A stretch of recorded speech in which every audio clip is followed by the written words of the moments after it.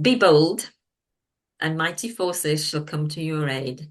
So go out there and experiment and live your best life that you can because you just don't know what's around the corner. So live in the present, make the most, and just don't be held back by your own, limiting beliefs or lack of confidence. And if you do, find a supportive network, find a coach, find someone to help you be your best and live the best version of yourselves. Hi, and welcome to Helping People Perform, the podcast that gives you fascinating insights into those people whose chosen vocation is to help others perform at their best. From consultants to teachers, sports coaches to financial advisors, all of my guests share a passion for getting the most out of individuals, teams, and organisations. Enjoy the episode. Hi everybody, and welcome to another episode of Helping People Perform. Delighted to have in the studio, all the way from Yorkshire, sunny Yorkshire by the looks of it in the video today, we have Executive Leadership Coach Vera Woodhead. Welcome to the show today, V. Thank you, Paul. I'm so delighted to be here, and it is gloriously sunny here in Yorkshire today, and it has been, that's 2 days in a row. Wow, that's a Bonus. summit. Fantastic. And yeah, we've got so much to talk about. We've had a couple of conversations prior to this recording as well. I'm really interested to find out about what you do right now. But first of all, let's maybe start with what's got you to where you are today. So what's your story up to this point? Oh my goodness, what's my story? How long have you got? So I'll start right at the beginning. So I was born in a tiny little village in South America, where I spent my early days climbing coconut trees, schooling my hens, making things out of mud, and reading lots of books, from Shakespeare to Enid Blyton, because we didn't have TV, and the alternative was listening to pop music on the radio. And in my early teens, I was literally put on a plane and sent to live in England with an aunt I had never ever met. So, adapting to new country, new life, new culture was kind of pretty tough. And I went from a sort of A-star student to a mediocre A-level results. And my first role was actually in the NHS. I started my career off as a children's nurse at the London Hospital in Whitechapel, and then I kind of worked my way up through head of children's services. And I think there's something about working with children, dealing with seriously ill children who've got life-changing, life-threatening illnesses that kind of does make you really think about your own life. And I think as a 18, 19-year-old, being faced with those situations, you kind of grow up pretty quickly. And so I moved my way up into the NHS, and then I got the opportunity to work with the Department of Health, which was all about the NHS was modernising then, so it was all about leading large-scale transformations, upskilling and developing the leadership of senior leaders, helping teams to be more effective, and it was the dream role, I have to say. And I was looking back at one of my journals, and I wrote, "Is this what self-actualization looks like?" It was like, wow. So I left the NHS and I went to work for the Open University, developing and launching new healthcare programs and selling that to NHS employers. And then I had a stint as a lecturer in leadership, creating leadership courses, really practical, really experiential for managers who were not only gaining professional qualifications, but leading change within their organization. And by that time, I was just trying to count. I've only got two children. I had two children, and I wanted a bit more flexibility, because my husband was working away quite a lot. So I set up a consulting business back then, providing coaching and leadership development, mentoring solution to organizations. And one of my main offerings was helping women get into leadership positions. Right. And that came about from my own experience because when my daughter was born, she was premature.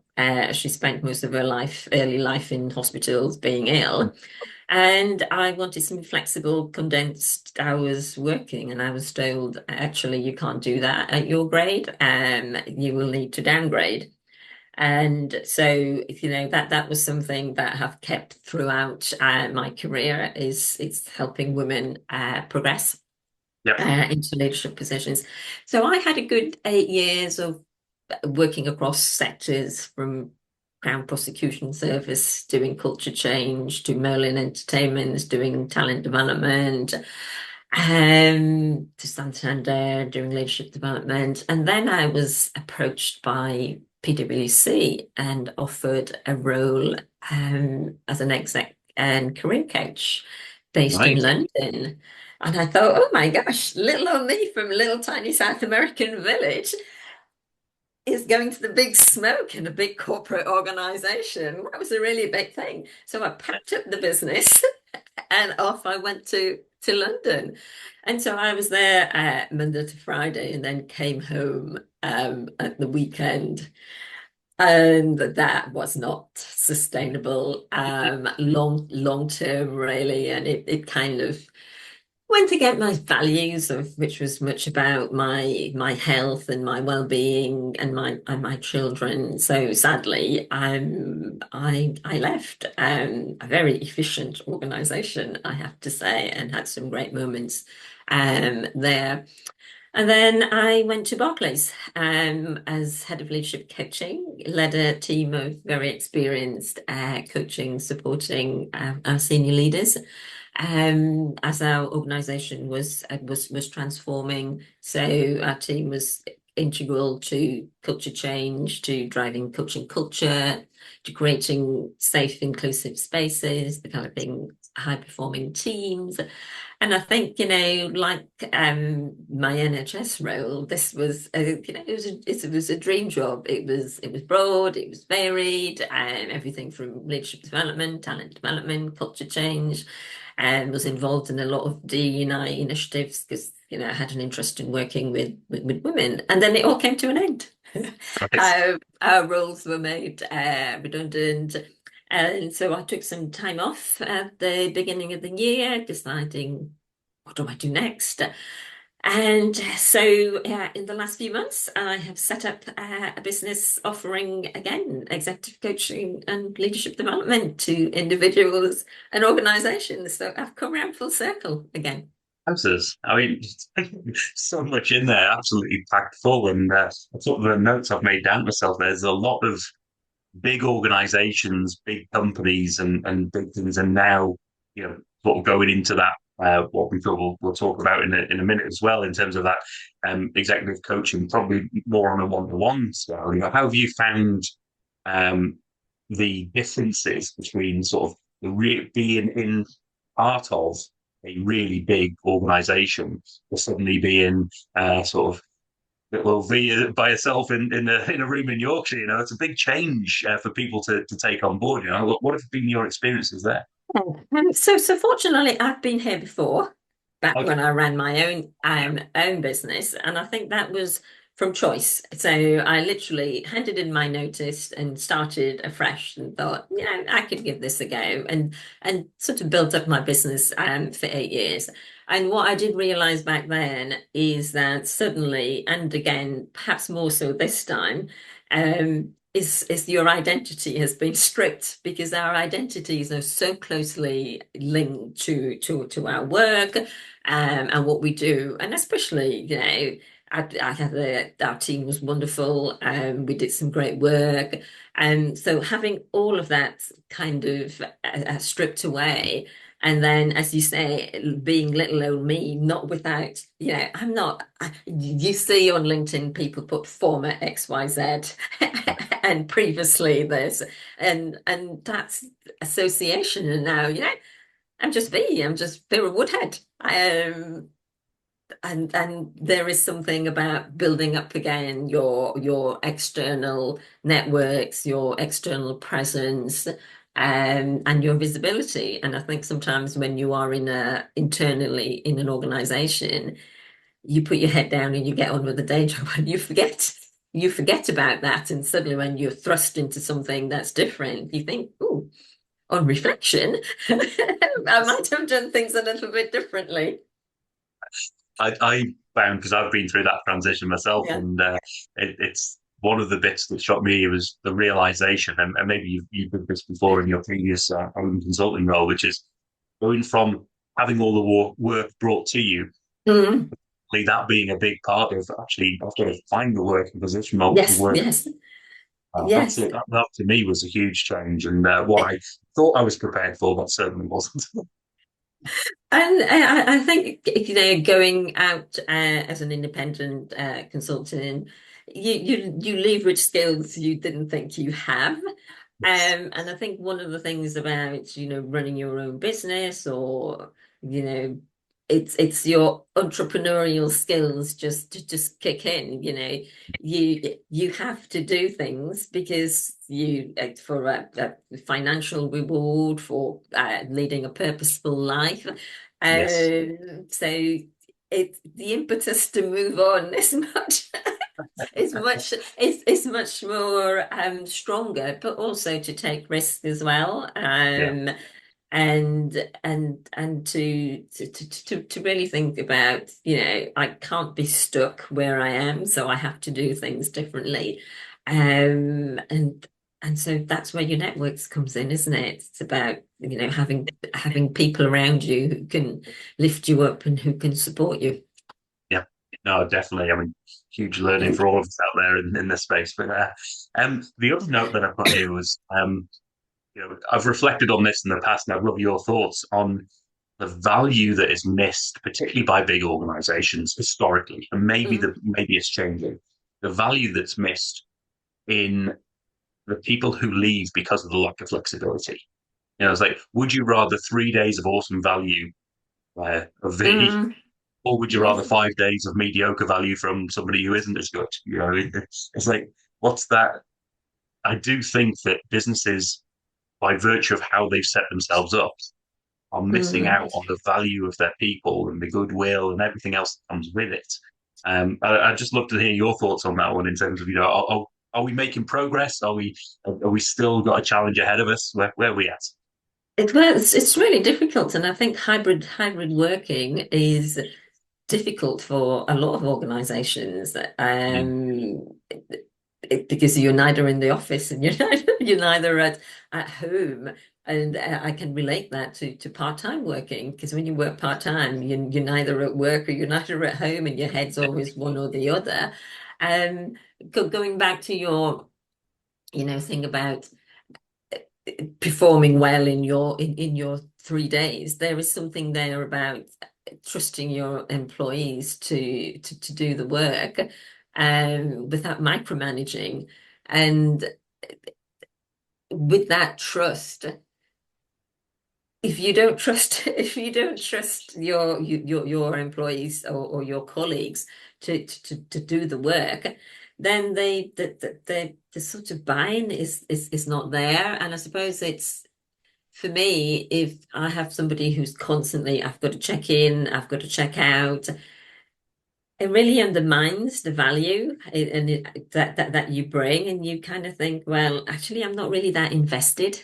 I'm not going to give it my best. I'm just going to do what I need to do, the bare minimum, or enough. I used to kind of work in the NHS. Some of the wards I ran, the best department I ran was totally made up of part-timers. Right. And if somebody was ill, there was always somebody who would step in. If we had an emergency, there was always somebody. And they really valued the flexibility to be able to lead their lives the way that they wanted to lead their lives. But by giving them that flexibility, oh my goodness, I got so much more in return. And that was a huge kind of learning for me, that how do organizations measure outputs, and what is the output? And sometimes I think we're measuring the wrong things. Yeah, it can. It certainly. how you measure as the dictates the behaviours that are driven, isn't it? And that's the Yeah, yeah. I mean, in the call center, you can do 100 calls. You tick the box, 100 calls yeah, done in 1 hour. But what's the outcome of that? What's the customer satisfaction of that? What were all the other things? What did that lead to? So, I think that there's an opportunity there for organizations to really think about what kind of environment they want to create. And I think bigger, larger corporate organizations are very clunky mm, just yeah, because of their size. yes, yeah, certainly. And maybe that brings us nicely into then, in terms of what you do today, and who do you help and how do you help them? What does Vera Woodhead coaching look like? So Vera Woodhead is interested in change. Anybody who is so leaders that are navigating change and transitions. Senior leaders who are, leading strategic change. And when you are leading change, you have to maintain high performance whilst innovating, and that's quite difficult. That's quite difficult to do. Emotionally taxing, mentally taxing. You also have to build a team that's aligned and that can drive results and growth because no one person can can get results on their own. Also work with leaders who are really trying to make a bigger impact. They want to Right. elevate their effectiveness, their influence, their presence. Perhaps they're transitioning into higher leadership levels or broader leadership roles. And as I kind of mentioned before, really passionate about, supporting women to get into senior leadership positions. And I have to say, being in the corporate world for the last 10 years, when I exited my business, things haven't changed that much when I was Mm, supporting women to get into senior leadership positions. The dial hadn't moved that far, from all the reports that have come out from McKinsey and their, gender equality reports, and you know it'd be another 50 years or so before we get to gender parity. And yeah. this year, I had the opportunity to be part of the UN Women UK Commission for the Status of Women, and that's Mm, where all the United Nations come together and they kind of discuss what's the key priorities and the key themes impacting gender equality across the globe, and that again, really sort of fired up that motivation yeah. to support women who are getting into leadership positions. And so, in terms of change, I think for me, it's really thinking about people who want to do something different, who want to be different, who want to do more, to be more, because we can do more, but also can we be more in ourselves in terms of our impact, our presence, our influence, and not just for ourselves, but for our teams, for our children, for our society, for our people. So people who are bold, people who are innovative, come and work with me. And people who are not conventional, innovation means risk, it means doing things differently. So, working with organizations that are scaling, that are transforming, that are undergoing culture change, um, it's that's my bag because I think change often a lot of change fail. We all know Yes. we all know that a lot of organizations have been doing things what they've been doing for decades, for some organizations, centuries. And, you can change systems, you can change processes, but unless you work with people to change how they think and how they behave, actually you're not going to get anywhere. So it's a really shifting mindsets as such. And I love that. That little tale, don't know if you know it by is it Hamel and Prahalad about the tale of the four monkeys in a cage. So there's four monkeys in a cage. They have to climb up some steps to reach the bananas, which is hanging from the roof. And every time they climb up the steps, they get blasted with some cold water, and so they can't reach the bananas. So after a while, they just give up. They thought, I'm never going to get there.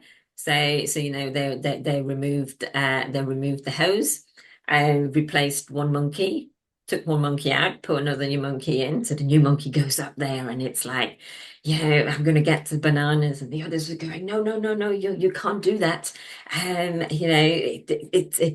It's not the done thing to do. It's not what we do around here. And eventually they replaced all the monkeys and replaced the hose. But the monkeys still wouldn't go to the bananas Like because it's ingrained. It's it's behavior. it's our ingrained sort of mindsets Yeah. Mm. dictates our behaviors. Our mindsets are our values, our attitudes, our implicit biases. And those are the things that shape our actions. Mm. Often in ways we don't often realize. And so that's where coaching comes in, helping people to shift their mindsets, helping leaders to help their to role model those behaviors to help drive their teams forward. And change is emotionally taxing, it's psychologically taxing, it's physically taxing. So if you want to maintain high performance, which most people do. They want to retain their star ratings, their bonuses that they get. So you have to perform, but then you also have to drive the change. And that can lead to stress. It can lead to burnout if you don't pay attention to those. So it's about how do you carve out time? How do you make time for building your resilience? Um, for for really thinking about how you do those self-care types of things. So that's where I'm focusing. I'm also focusing on teams because I worked in the NHS, and we've had this conversation. If you didn't work as a team in an NHS, your patient dies. Yep. So team working is crucial. I did my research on team effectiveness when I did my master's in coaching. I've coached about 70 teams over the last couple of decades or so. Um, and I passionately believe that teams are the way forward. There's a lot of things about individual development, but not so much about team development. Yes. And organizations, cannot innovate change without teams. Because, Mm. innovation is a team sport. It's not a lone star. And so you need to build collaborative teams. So I spent most of this year working on my build team model. I don't know if you've come across Ken Wilber. Ken Wilber is this really influential, I think, amazing, amazing person who came up with integral theory. And basically, he wanted to put everything about everything into the theory of everything. And Okay. he came up with this all quadrant model, and so I've tried to do I've tried to do that with my build framework. So build really stands for it's five areas. So it's bond. It's how well do we understand, trust, and connect as a team. Yep. Unite. How effectively do we collaborate, communicate, and resolve conflicts? Inspire, how aligned are we with our purpose, our stakeholders? Learn, thinking about how committed are we to learning, adapting, celebrating individual and team success. And then develop, how dedicated are we to innovation and continuous improvement, and the kind of cycle goes around. So I've drawn on everything from Amy Edmondson to Google's Project Aristotle to Edgar Schein's work, and I've tried to condense it all and built a model, but also built a team diagnostic as well, which helps teams to think about to benchmark where they are. Mhm. Um, and then from that, able to provide some really actionable tips and strategies. This is way that you can do in these different areas. So I'm super Yeah. excited. Yeah. It's out currently in use. So I'm waiting for some feedback from that. So Super. yeah, I'm excited to see where that takes me. Yeah, I mean, anybody who knows me and knows the show knows that I love not only a Yeah. good framework and model, but also a good acronym as well. And I love that those Oh, acronyms. yeah. Yeah, Uh, yeah. It's like Bob the Builder. So I do a lot of work with Lego, okay. and so it's the kind of building blocks that I came from there. And also I have arms. So arms is my element of my individual coaching, which is really about authenticity. How do you maintain your authenticity whilst you're driving change and whilst a lot of things are happening around you? How do you build your resilience? And how do you really tune into a growth mindset? And how do you do self-care? And I think once you have developed and banked enough of that, then you can go out and you can innovate and you can change and you can do things. You can get out of your comfort zone and make the world a better place, make your team a better place, make your organization a better place, make yourself a better place. Oh, Place, well. person. And, Person, not and place. and who wouldn't want that? And ultimately, because what I love, it all ties back into the very theme of the show, which is helping people perform. And that whole piece is about giving the tools, giving the frameworks, giving the diagnostics and the tips and Mm, tricks, everything that sits around. Not only, it's not just a case of we want you to perform better, but this is yes. how what we're doing now that are the Mm, building blocks yeah. to get us there, and what Yeah. we Yeah. can do to enhance those so that we can perform better.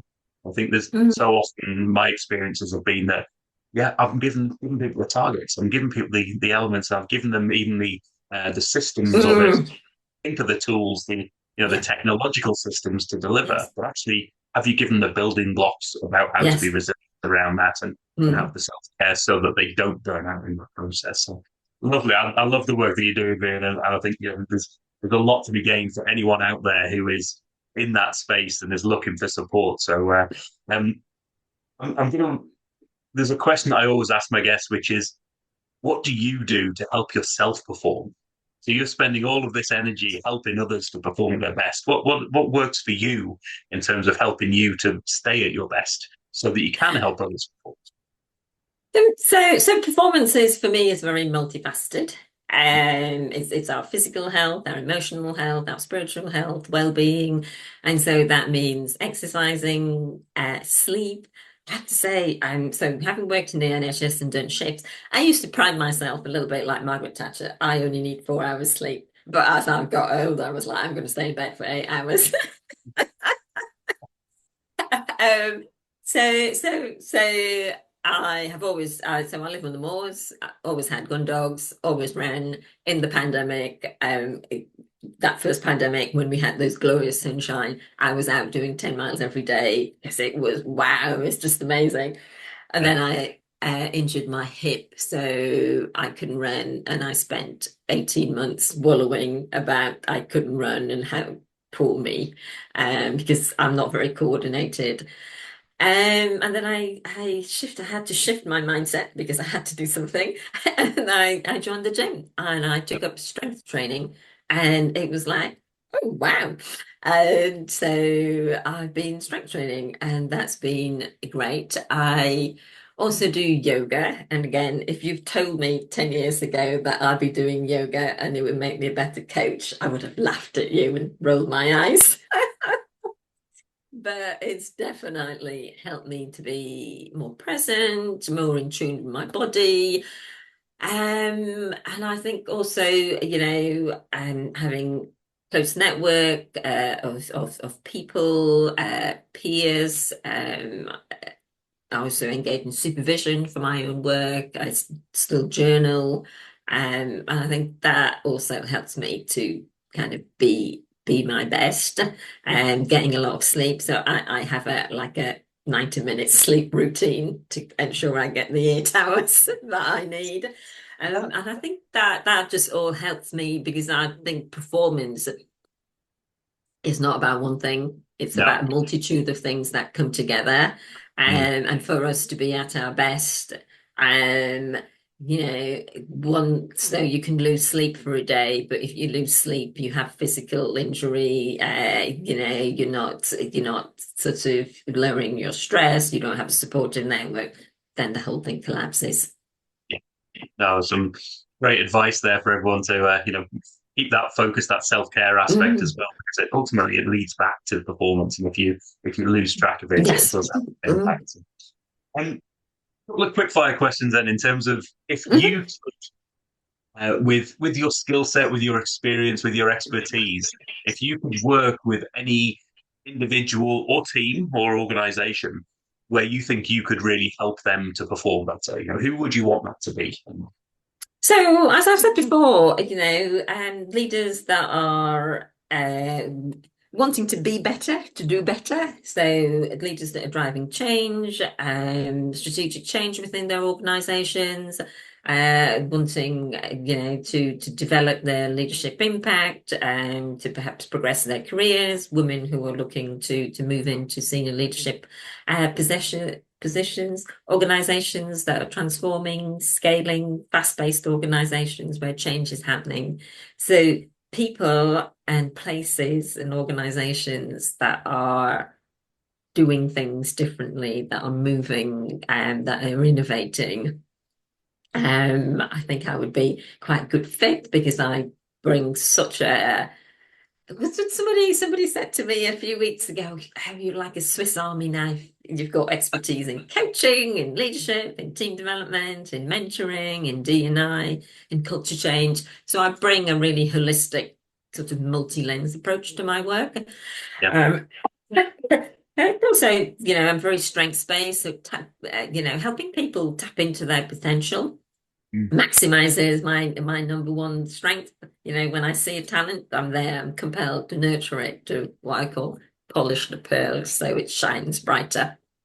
Wonderful. Wonderful stuff. And maybe then let's flip that on its head. If you were able to sit down and have a coffee, have a meal, have a drink with somebody that you think just having that conversation would help you to lift your own performance to the next level, who would you want that to be? Help me lift my own performance today. Well, I would love to have a conversation with Ken Wilber because I think he is an amazing guy, and his brilliance was his own downfall. If I could sit and chat with somebody, it would probably be somebody like Pema Chodron. So Pema Chodron is she's an American-born Tibetan monk. Okay. And I discovered her during the pandemic because I got interested in Buddhism. And I wanted to learn more about Buddhism for a couple of reasons. I wanted to be more Zen-like. So do less because I am the do more kind of person. So I do psychometrics. My print psychometrics is what drives me, what motivates me. Is to enjoy life and be happy. And to enjoy life and be happy is to do as many things as possible in the Right. 24 hours, 7 days, 365 days a year that we have. So over the years, I've deliberately tried to slow down, to take up mindfulness, yoga, breath work. And the second thing was there was a lot of shit going on. Ooh, am I allowed to say that? Oh, There was a lot of shit going on in my great. in my life, and I was, experimenting with being emotionally agile. So I was curious though, how can you move from being very, very sad, which is what I was experiencing in one instant, to being very happy in the next, so shortening that period, because Right. usually for me, I would wallow. Right. Um, and so I like to do what I call kind of experiments. So that was experiments because experiments give you permission to fail. You don't have to get it right because most experiments, to be honest, tend to fail before it gets right. And I, she's written a book called Welcoming the Unwelcome. And that was particularly insightful for me. It's about She talks about, awakening our heart and mind, not just for our own well-being, but for the benefits of others. So through that, I've got better at feeling my feelings, really acknowledging them, leaning into them, sitting with them, being self-compassionate. So don't beat myself up. And how I would treat a friend in the same situation. So letting go of expectations, that's really liberating, I have to say, because it opens you up to so many things. And being more compassionate. And so in all of that, it's really helped to build my resilience, helped me to navigate challenges better. It's brought me a lot more focus and a lot more balance, really. Wonderful. So Can you yeah, just that's remind me it. of that lady's name? Is it? Pema, Pema, Chodron, Chodron. Awesome. And she has, As always, I'll get the links to the Amazon links to the book there, and any other links that I can find, and we'll put them in the show yeah, notes. I think it's always worth to be inspired by what inspires others, yeah, and check them out, and as the next reading source or the next yes. list. Yeah. Oh, brilliant stuff. So, if you were to leave the audience today with one key thought, one thing that you think we should go away thinking about, one thing that one key message that you would love them to consider to listen to this episode, what would you want them to think of? Well, I don't normally do quotes, but I have two quotes, and I'm going to share one of them. And it's by Basil King, and it says, "Be bold, and mighty forces shall come to your aid. So go out there and experiment and live your best life that you can, because you just don't know what's around the corner. So live in the present, make the most, and just don't be held back by your own, limiting beliefs or lack of confidence. And if you do, find a supportive network, find a coach, find someone to help you be your best and live the best version of yourselves. Because I think there's potential in so many people that's not being realized because there's the fear of failure, there's that lack of confidence, and finding the right support and the right network can be life-changing. Yeah. No, wonderful. And I think that's, as you say, the true value of the coach is to help you accelerate and realize that journey, Mm, realize the potential to help you get there. So, uh, you know, as always, I'm sure I always encourage my audience to go out and check out the materials, maybe get in touch with mm. my guests and do that. How do people get in touch? How do they find out more? Where do they go from here? So people can find me on my website, which I have to share that I have learned to code and made myself. So if it's not all shiny, at least it's made by me. So it's verawoodhead.co.uk. I'm also on LinkedIn, Vera Woodhead, so you could find me there as well. Brilliant. Well, as I say, I always encourage all my audience to go out and check out more, find out more, connect. Mm, And if this is something that you think is going to take you to the next level of performance, reach out to our guests. That's why they're here. They're sharing their mm, story. They're sharing the fact that they are there to be contacted. So, take people up on that. So if you want to learn mm, more about build, you want to learn more about arms, and you want to mm. yourself to that next level of transition and performance, then I do encourage you go out and check out Vera Woodhead and all the materials there. As always, the links will be in the show notes for easy access. And I mean, an amazing story all the way from the start and throughout the career and to what you're doing now. And I really admire the work that you're doing, Vera. And thanks so much for being on the show today, Vera Woodhead. No, thank you so much for having me, Paul, and thank you everyone for listening and for watching. Yes. Thanks for listening to today's episode. If you liked what you heard, then please give the podcast a rate, review, and share. I'm Paul Teasdale, and from sausage making to banking, oil and gas to Formula One, I help people perform. If you'd like to find out more and have a conversation, contact me via helpingpeopleperform.com.